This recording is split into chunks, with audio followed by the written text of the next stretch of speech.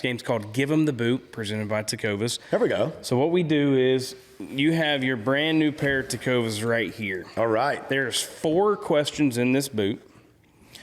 You don't have to answer all of them. You can give one of them the boot. If you give one of them the boot, that means you got to answer the other one. The other 3? Yeah, be mindful. All right. And you don't have to give any of them the boot, to be honest with you. So I'll pull one by one here? Yep, one by one. Question number 1, give them the boot. All right. Favorite number 1 hit of mine? Ooh. It's a lot of them. Yeah, I know.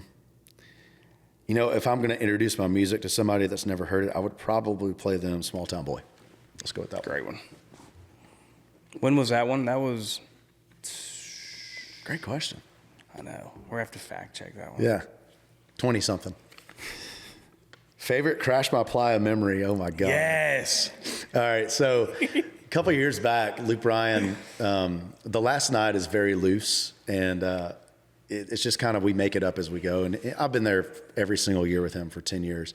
And most of the Crash My Playa audience have been there multiple years. So everybody's on the same page of what this show is.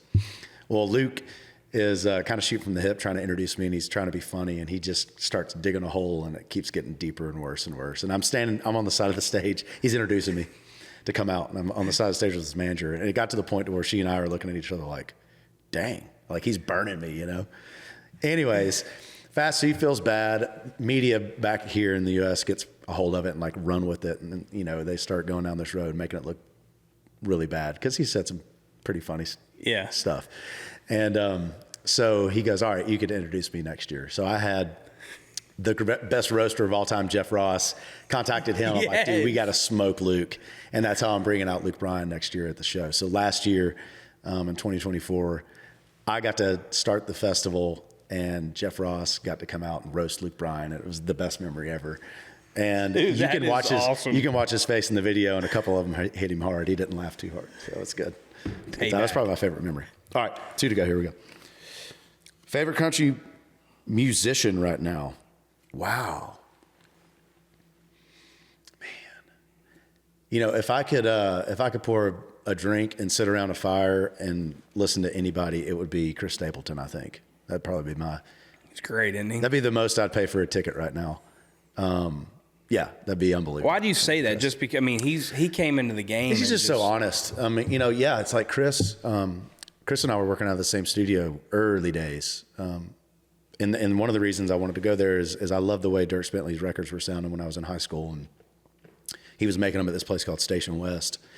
And I didn't realize that Chris was one of the offices in a building over there was kind of his storage unit. And he was in there, he'd come in there and write, but he'd store a lot of his guitars and his gear.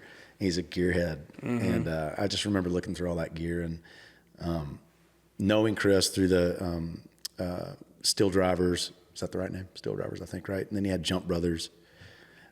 He's won awards in every genre, I think, except hip hop at this point. And he's just one of the greatest talents we have on earth. So beautiful voice, too. Without a doubt. Yeah, and just his delivery, even on guitars, you can tell it's him. It's a very unique guy. Well, I don't even have to boot this one, but let's do it. Favorite Bluebird Cafe memory? It's got to be the first night I moved here.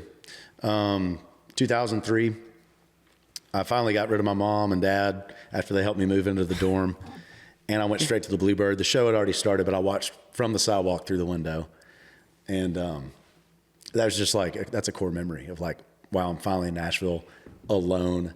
What's next? How do I do this? And I just remember having all those thoughts and, you know, reflecting on how do I get from out here on the sidewalk to that chair and play my songs one day. And this is when you were in college?